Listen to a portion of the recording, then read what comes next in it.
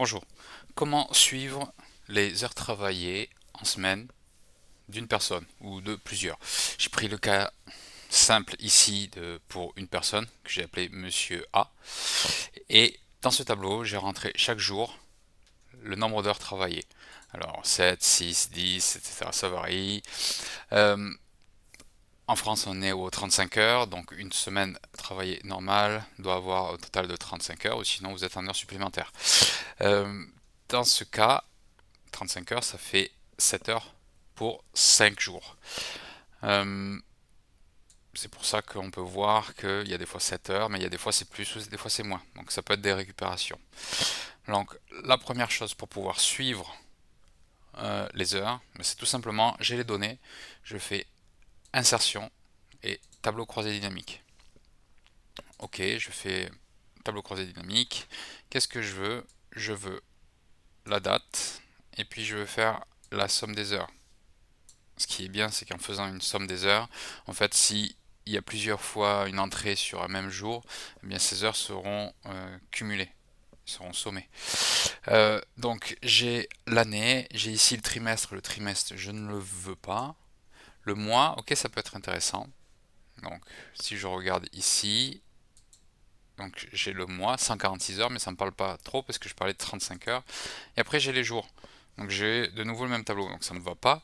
Je n'ai que soit jour, soit mois. Je suis soit trop gros, soit trop grand, soit trop petit. Donc ce que je veux, c'est avoir les semaines. Alors malheureusement dans Excel, dans les tableaux croisés dynamiques, il n'y a pas. Il y a plusieurs manières de faire en sorte d'apparaître. Tout simplement ici, comme j'ai un tableau, euh, je vais mettre semaine, entrée, donc il me crée une colonne. Et puis ici, je vais faire égal numéro de semaine. Donc numéro de semaine, et je sélectionne ma semaine ici. Je fais CTRL entrée, donc ça me montre la semaine 49. Et sur la petite icône ici, je fais un clic et écraser toutes les cellules. Qu'est-ce que ça veut dire? Ça veut dire qu'à chaque fois que je vais rentrer une nouvelle ligne, eh bien la formule va se faire automatiquement puisqu'elle est considérée par défaut. Donc très bien, j'ai alors ma semaine, puisque j'ai le numéro de la semaine qui est par cette formule. Donc c'est super.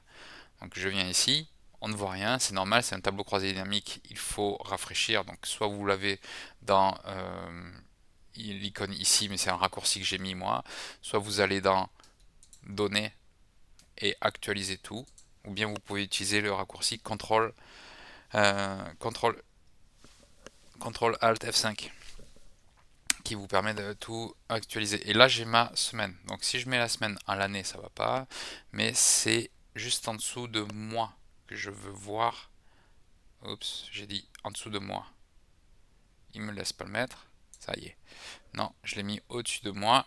Ah ben, vous savez quoi? Je vais prendre ça, je le bouge ici. Et comme l'écran est trop petit, je l'agrandis comme ça, comme ça. J'agrandis. Et maintenant, je peux facilement le remettre ici. Très bien.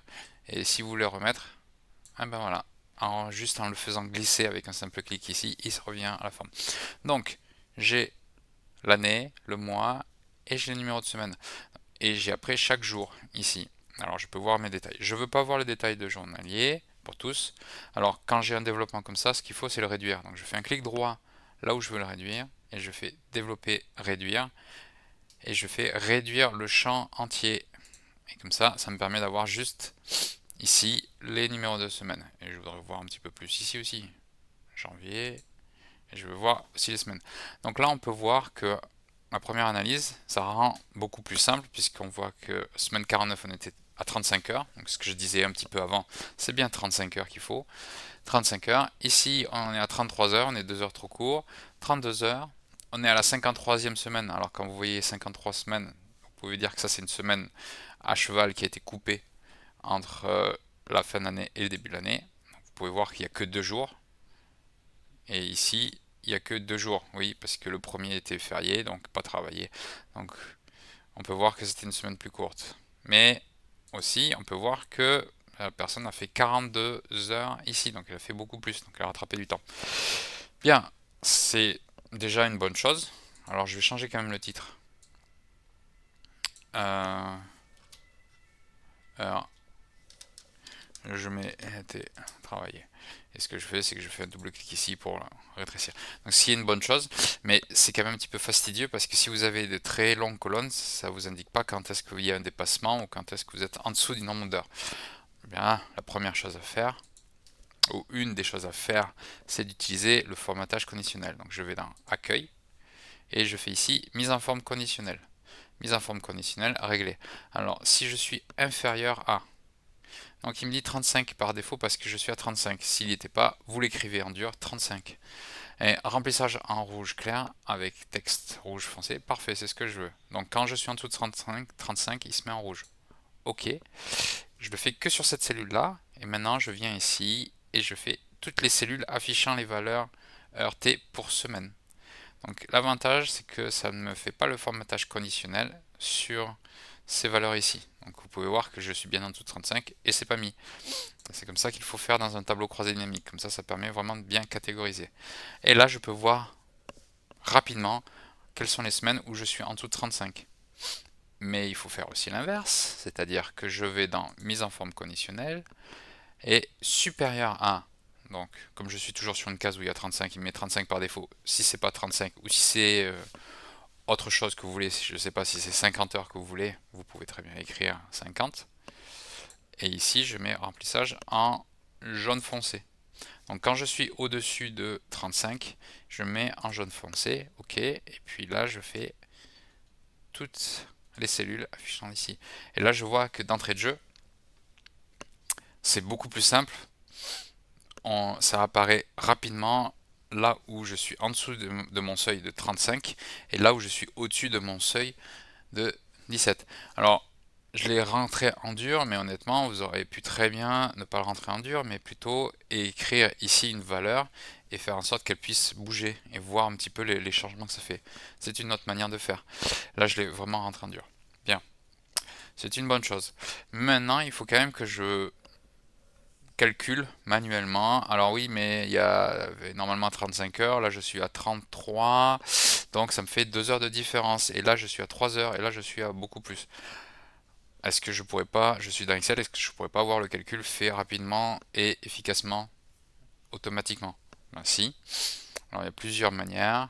Une que je préfère, c'est d'utiliser le calcul dans le TCD, tableau croisé dynamique. Donc je vais ici, et ici je viens dans calcul. Alors, qu'est-ce que je veux faire? Champ de calcul, champ calculé. Qu'est-ce que je veux? Alors déjà, je vais nommer ce champ, je vais faire diff heure semaine. Donc, je veux les heures. Donc, je fais un double clic pour essayer heure. Moins 35.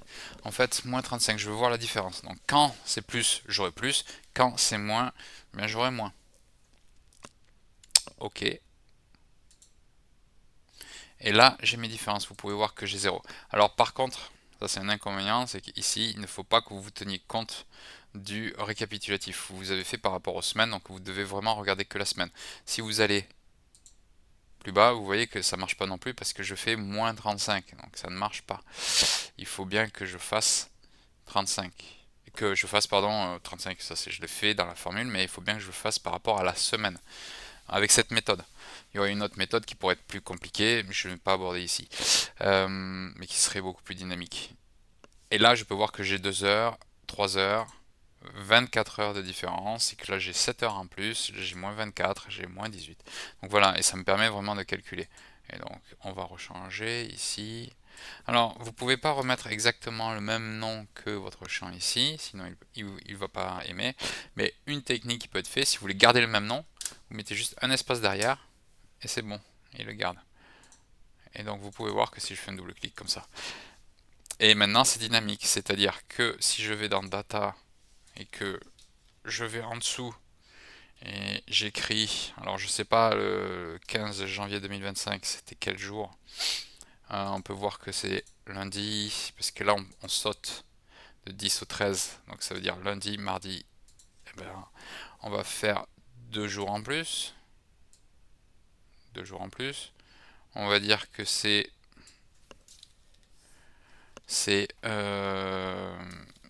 Monsieur je fais CTRL B pour répéter la valeur qui est juste au-dessus.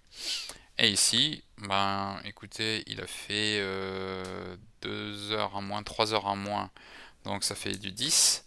Et là, on va dire qu'il a fait 8. Donc ça veut dire que au total, ici, il a fait 35 heures. Très bien. Bien maintenant ici, je ne le vois pas, je suis toujours à 17. J'actualise soit, enfin, si vous avez un raccourci comme moi, vous pouvez le faire, mais sinon c'est dans Données et ici, actualiser tout. Et voilà, je suis revenu à 35 heures. Et c'est fait automatiquement, vous avez quasiment rien à faire. Et rouler jeunesse, ça marche. Donc voilà, c'était comment pouvoir détecter par rapport à un tableau où il y a les nombres d'heures remplies par jour, comment détecter quand il y a des heures supplémentaires ou bien des heures manquantes, ou bien tout simplement suivre l'évolution des heures travaillées ou toute autre heure. Merci.